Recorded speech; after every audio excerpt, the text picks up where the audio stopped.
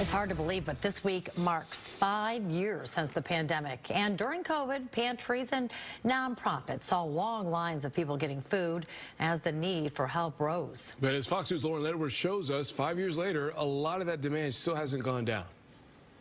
A lot has happened in those 5 years, and at the same time, it feels like very recent. 5 years ago this week is when the COVID pandemic first broke out here in Michigan. Hospitals were filled.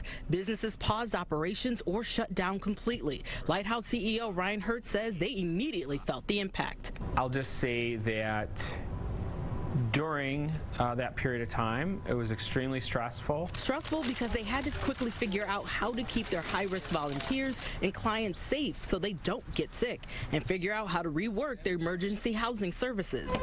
As well as moving from providing about 500 households a week with emergency food and groceries to about 5,000 a week.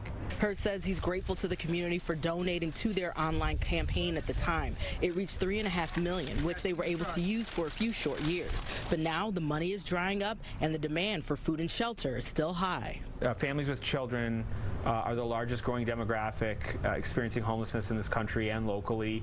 We're really trying to target making sure that children in displaced households do not have to experience the trauma of being unsheltered. He says homelessness is the highest it's been both nationally and locally, with dollars from the CARES Act and the American Rescue Plan drying up along with community donations. Meeting the growing demand has gotten harder. We are accustomed to scrambling to pull together what resources we can to do what we can for people in need in our community. He says pivoting has proven to be crucial for them. It's what they'll continue to do moving forward, especially with the recent freezes and unfreezes coming from the Trump administration, he says. And so I have confidence that regardless of where things go, we will be able to find creative ways to deliver on our mission.